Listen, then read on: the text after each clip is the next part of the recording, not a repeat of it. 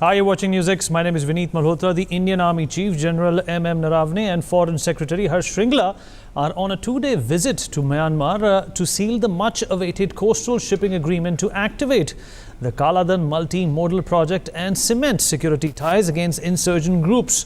General Naravne and Shringla will meet Senior General Min Aung Hlaing and State Councillor Aung San Suu Kyi and rare incoming foreign ministers, visitors before the November 8th elections in Myanmar.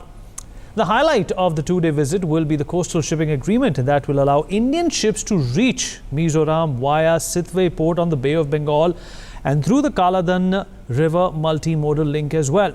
India and Myanmar also look set to discuss and strengthen security ties by making the India-Myanmar border impenetrable or impermeable to the anti-India insurgents and drug smugglers. We'll talk about this with our guest. Joining me on the panel to talk about this is Ambassador Ashok Sajjanhar, former diplomat, Major General Shashi Asthana, former additional DG Infantry, Global Strategic and Defence Analyst, Sumit Peer, political analyst, and last but not the least, Joyita Basu, editor of the Sunday Guardian, joins me on the platform to talk more about this. Ambassador Sajjanhar, obviously there are reasons why we need to associate a lot with Myanmar, but at the bottom of it, at the crux of it, there is also outreach, which is in fact very, very important at this point in time, because China on the other side is making rapid strides and getting very close to Myanmar. I'm not saying that this visit is perhaps a disguise or a ruse, but it's obviously a plan by India, a well-articulated strategic plan to make sure that Myanmar stays on our side. So you'll have to unmute yourself. Yeah, you're absolutely right, Vineet. China, of course, has been making huge inroads into that country. And of course, we need to ensure that Myanmar has a balanced relationship, that it has very strong relations with India also. But what I would say is that this is not a new policy. It has been for quite some time. You would recall that when Prime Minister Modi visited China for in 2017, it was for maybe the ASEM summit, and then on his way back, he visited Myanmar also. That was around the same time that we had this problem of the Rohingyas. August 25th, I think this attack on the Myanmarese security forces, police and army posts had taken place. A number of people had been killed, number of security forces had been killed. And as a result of the action taken by the Myanmarese security forces, a large number of the Rohingyas had fled from there to Bangladesh. And Prime Minister Modi had visited that time, and of course he had expressed understanding for the action taken by Myanmar against terrorism, because the idea is that we should have good, strong relations. I think Myanmar is a very significant partner as far as India is concerned. It is a part of our neighborhood first policy, because we share a 1,640-kilometer long border with Myanmar. 4 of the states are adjoining this country. We have had problems of insurgents who have been acting in India, who have bases there. You would recall that in 2015, we had launched action there from our side because they had killed some of our troops. I think 18-20 of our troops had been killed in Manipur. So it has been, as far as security issues are concerned on a bilateral basis, it has been very important. As far as the Chinese impact, Chinese interest, particularly as far as the Belt and Road Initiative is concerned, we have the China-Myanmar Economic Corridor that was announced when Xi Jinping visited Myanmar recently. Also, in the context of the String of Pearls initiative, the Chakfu port that is coming up in Myanmar. So that is also a matter of concern. As far as development cooperation is concerned, Vineet, that is also a very important area as far as our cooperation with Myanmar is concerned. We have given approximately $1.4 billion in grants to Myanmar. That is a very significant input that we have made as far as the development is concerned and capacity building. In the area of defense security cooperation, that is again a very important area, and here also, whether it is training of personnel or supply of equipment across the board. The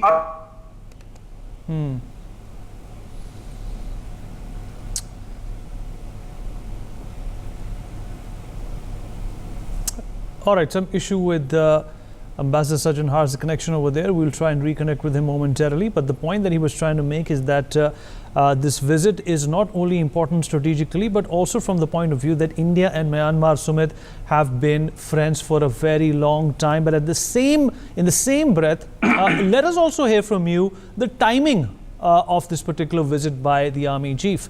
Do you think that the CMEC is of a cause of a concern to India as well? Because China looks at Myanmar as a very strategic partner. The value of the relationship and the CMEC, the China-Myanmar Economic Corridor, is valued somewhere close to $10 billion.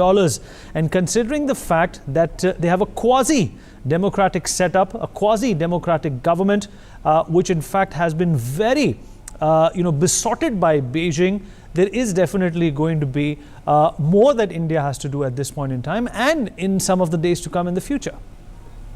Thank you for having me on the show. I have 6 or 7 points to make. You see, the most important point which you have brilliantly brought out is, why does Army Chief go to Myanmar now? This is his first visit in 10 months after he has taken charge. And why now? Why Myanmar? And with the current LAC situation happening, what makes it so compelling for the Army Chief to travel? I mean, a foreign secretary could have traveled and the same could have happened. So we have to see this in the perspective of why does General need to travel? A couple of points on that, Vineet. Because Arakan's army has been very strong after Chinese backing. Now UWSA has come up and now ARSA has come up. ARSA is a Rohingya-backed faction, whereas there's this character called Abdul Qaddus Burmi, who's of Pakistani descent. And he's openly talking about jihad, and he has links to LET. So you have this Arakan's army, which is funded by China. 95% you discussed on your debates. How much is China's influence and money going to that? UWSA, now this Rohingya faction, and this Rohingya faction gets weapons through Pakistan. So there's an important point here. So China and this Arakan's, the Rakhine state, where our this Kaladan multimodal port link goes to, they have a big influence there. So they are trying to stop India's influence into that part of the region, derail Kaladan multimodal link. What will happen? You will not have a sea link with them, will not have a rail link, which is being talked about but not being talked about, and will not have a road link with them. That means China is trying to block our access to Vietnam, Cambodia, Laos, and in turn to South China Sea. Why is China doing that? Because China does not trust the Myanmarese government. So Arakan's army and these characters, which are Malaysia of China, are used to keep India apart, keep a check on the Myanmar, and make sure that Kalpayu, their deep sea port, which is their access to Bay of Bengal, their interests are sealed. So OBR is secured, Kalpayu is secured, and keep India at bay. So China is playing a double game through POK. They are blocking our access to Central Asia and Persia. From here, they are blocking our Asia to Vietnam, Laos, Cambodia, and in turn to South China Sea. They are trying to confine India, but India has refused to get confined now. So that is why the army chief is traveling. Remember, Vineet, if you remember last time, you asked me a question, what is the solution? So I said, Myanmar's army can handle this Arakan's army and all these characters, but they don't have the firepower. Let's give them the firepower and they will settle all of these characters. They're not a big deal for them to settle, but because of Chinese backing, they have become big. And if we, as the Indian government, support a sovereign government of Myanmar with all the military and all the kinds of aid, Ambassador Saab rightly talked about the financial aid, but if we give them military aid and if we give the training or whatever is needed, that will keep China at bay and that will also enhance our security interests. China is trying to counter us. We are refusing not to get confined in a box. This is the biggest message why General Narawane is traveling right now after 10 days with this situation brewing at LAC. There's no need for him to tell travel unless and until we want to send a very, very strong message to China. Look, our army chief is there and we are discussing with you how to counter your puppets, these all three rogue militias which you have cultivated. China is now cultivating terrorism. They are using terrorists and rogue militias. This is a part of their foreign policy now. Is the great China now, is PLA so incompetent, they need Arakan's army, is Rohingyas and jihadis now to run their agenda. This is the fact of life. Okay. But we'll counter them. We'll put them the place they are. General Asthana, many critics say that, the BRI is nothing. It's a ruse, it's a guise, economic cooperation in the guise of military expansionism. And there's been a pushback.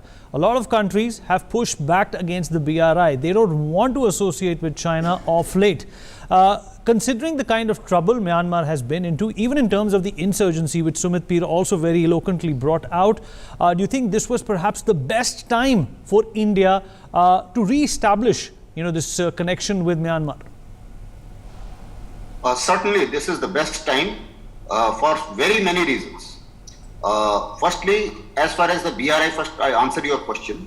As far as BRI is concerned, the China-Myanmar economic corridor, in that I think Myanmar has got the taste of getting into the debt trap.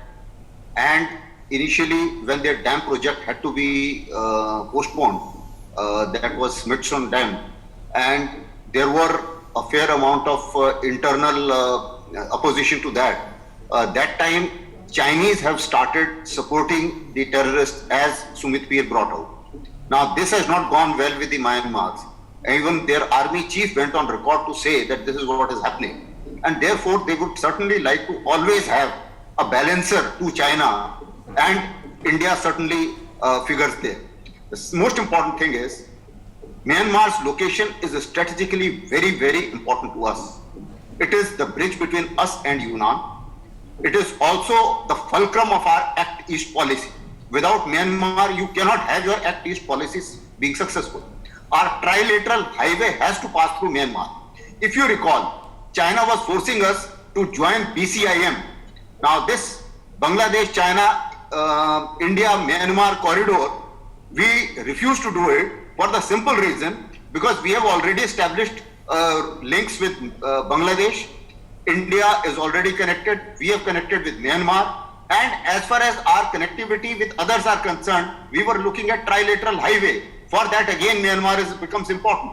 So, considering all that, we have already established connectivity. And even if we have to do some trade with China, the connectivity is already established. Then why should we give China an access to our northeast and allow them to ensure that through their BRI, they dictate the rules of the game as far as the transportation is concerned and as far as coming to Calcutta airport is concerned.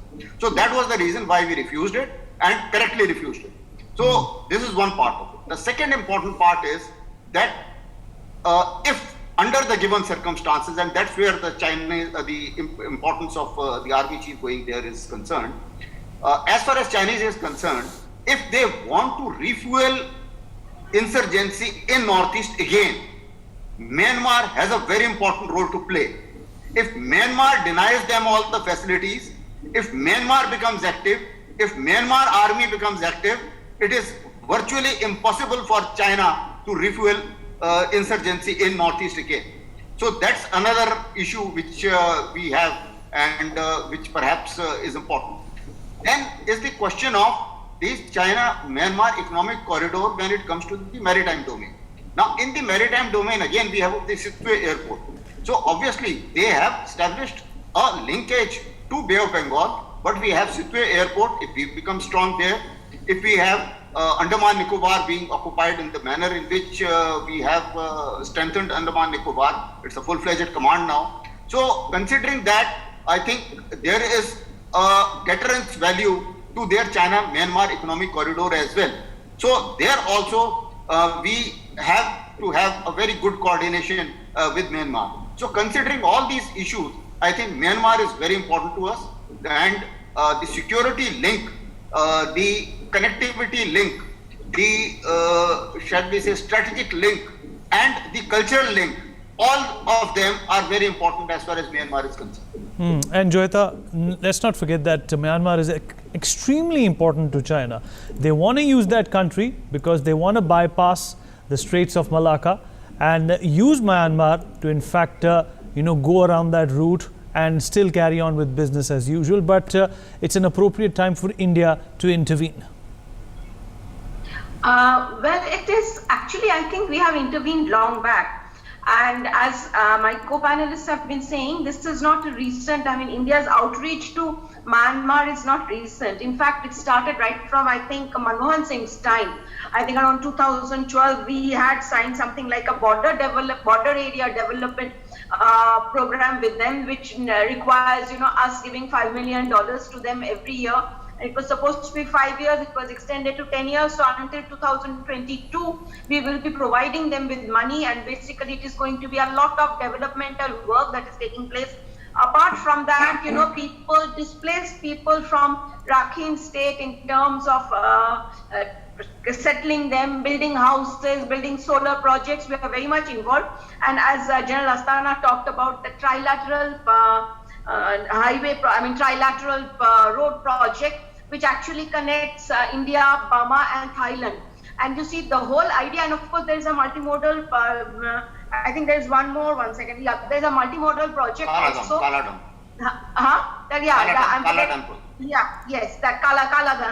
That project is also there.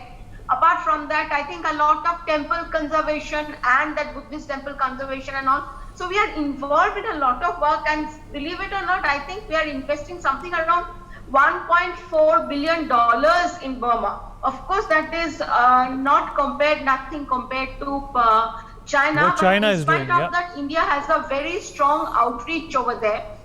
And I think this is something, when you look at India's approach and when you look at China's approach, China always comes in with a very benevolent face. But sooner or later, that benevolent face that mask is taken off and the real face shows. Burma basically needs to realize, and I think it has realized to a large extent also, that it cannot go Pakistan's way. Look at what is happening with the CPEC. Look at the way, China is promising development. But is Pakistan getting anything out of it except for a couple of roads and projects in which also they are basically controlled by the Chinese? So the Burmese obviously do not want that sort of an experience.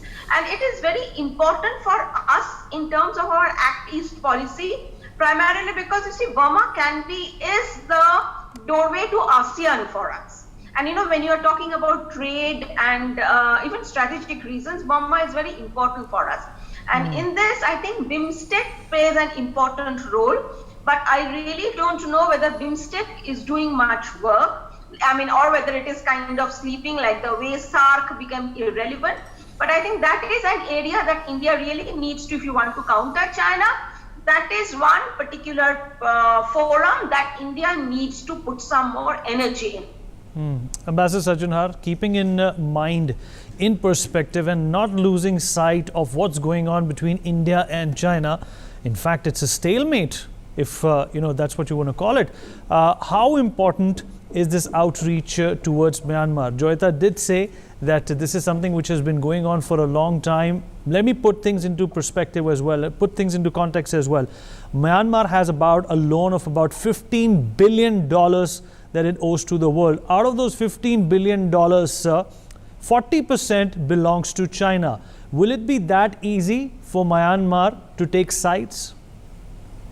Well, definitely not to take sides, Vineet. I don't think India also wants it to take sides, but it wants it to have a balanced foreign policy, and with India and with the other countries also. You remember that when the reach out by the Myanmarese army to the NLD, National League for Democracy of Aung San Suu Kyi, that started in 2010-2011.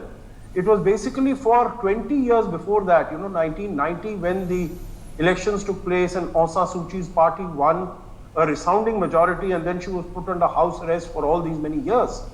So China really had a total control, and Myanmar was not exposed to any of the countries of the outside world, including India. India was, of course, not critical of Myanmar in the way in which the Western countries, whether it was US or Europe, but still China really had a stranglehold on Myanmar. That is not the situation now. I think India is there in a very significant manner. There are other countries also, of course, after the 2017 operations by the Myanmarese army against the Rohingyas, the relations between Myanmar and some of the Western countries.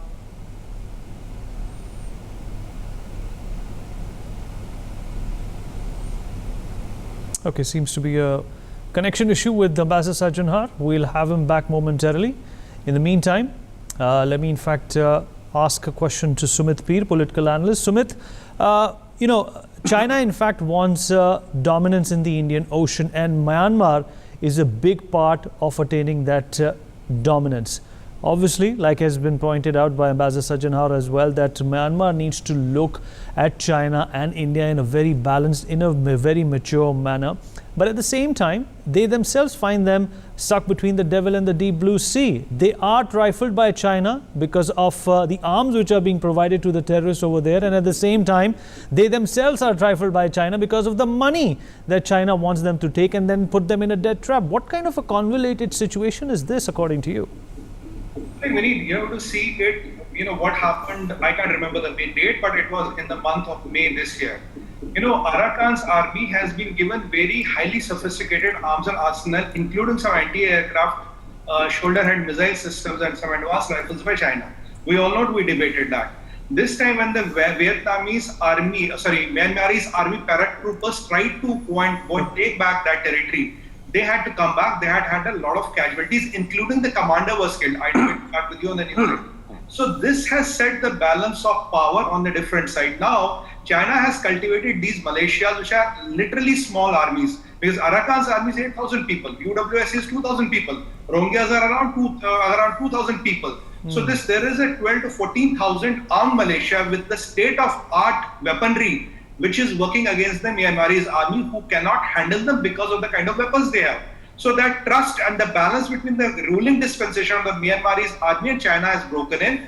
That is the time where we have to come in, because China has two interests here. One, they don't trust the Myanmarese government. Second, they want to limit us. They want to counter us anytime. That is why the foreign secretary said, this time around, we want this Swati Kolkata port to be operational by Q1 2021. And there are 69 bridges and all for which we are rolling out the tenders. So we are doing the infra push, but the infra push we need cannot happen without considering the military options. Because General Narawane going there, you have to see with a military lens. Why out of 10 months of this tenure he is going there? Why is he taking the first trip there with the LAC situation going on? Let's face the fact, Vinny, China is going to try everything in its book to increase troubles for us. Isn't it true that Indian Army yesterday or today has officially said that ULFA has bases, active bases in China? If ULFA can have active bases in China, how we cannot say that through Myanmar, these all actors, mercenaries will be used to hurt India's interests? So the best way out is to enable the Myanmarese army, give them whatever support they need, and let them do the work of pushing these or eliminating these militias. By that, you will be able to contain China. Because China wants us to, I hate repeating, Vinny, China wants us to contain from GB. They don't want us to have access to South Asia, and here they don't want us to have access in turn through Vietnam, Laos, Cambodia to the South China Sea. They are blocking you up, they are blocking you down. But we refuse to get contained. We have sent a very, very strong message. It is for the Myanmar people to understand. We are a democracy, we are not an autocracy. We have no ambitions on their land. But China will not only take your land, that will only take your imagination. They will make you slaves of their communist ideology, because that is what China is good at. So it's for the people of Myanmar and for the government of Myanmar to choose their sides. It is now or never. If they don't choose the right side, they will become the Tibet one day. Okay. They can save themselves right now. Okay, the fact of the matter, Sumit, is that whether they are going to realize that the debt trap that they in fact so wanted to evade is perhaps already a big part of their governance and their life. Just a few minutes left onto the show. Concluding thoughts from General Asthana and Joyita, and then we wrap up. General Asthana, coming to you first. Yeah, I'll just make two quick points. Firstly, as far as the military cooperation is concerned, it is very important. We have not only given the wherewithals, I think there is a fair amount of scope. We have been training their officers, we have been training their troops as well, and they all have been coming and doing courses here. So there is a fair amount of cooperation, military cooperation, which is on. Similarly, we also saw a fair amount of cooperation when we were actually looking for the Indian insurgent groups, sometimes based in Myanmar. I am given to understand that they are handing over about 20 odd IIGs back to India. So this kind of cooperation, as far as the insurgency is concerned, that is also important. Connectivity is absolutely important because we are not only looking at trilateral highway ending at a point, we are looking at it going right up to Cambodia and right up to all the Southeastern Asian countries. And therefore, I think that also becomes important. And considering both the things, Myanmar is crucial to us. Myanmar has learnt its lesson, because initially, even with this damn episode was actually a game changer in a manner that they know they never wanted to get into the debt trap. But unfortunately, the need for the money was such that this port project had to go to China. And that's how the things are moving. But we are not looking at Myanmar, taking away Myanmar from the clutches of China. No, that may not be possible. But certainly, we are looking at neutral Myanmar, looking after the Indian interest, and not looking after any interest inimical to India. That's it. Okay, Joyita, just a minute left and then we wrap. Yeah, even I totally agree with General Asthana when he says that we cannot possibly take away Myanmar from China. Neutral Myanmar is important. What is important is that Myanmar's territory should not be used by China against India's interest. That is, by promoting these insurgent groups, by arming them and all. So that is one thing that we have to be very sure about. And Myanmar also has to remember when it was under criticism, its military regime and its military junta, and for that matter, whatever has been happening with the Rohingyas, it has come under so much criticism from the rest of the world. We have been very, very neutral. We have not said one word about it. So Myanmar should remember that India is actually a friend, and we have a lot of cultural connect. It is not just about, and that is something India needs to build on. India is a soft power, and that is what India should build on when it comes to handling Myanmar. All right, on that note, we're going to slip into a short break. Everyone, thank you so much for being a part of this debate. For more such videos, subscribe to the NewsX YouTube channel, hit the bell icon.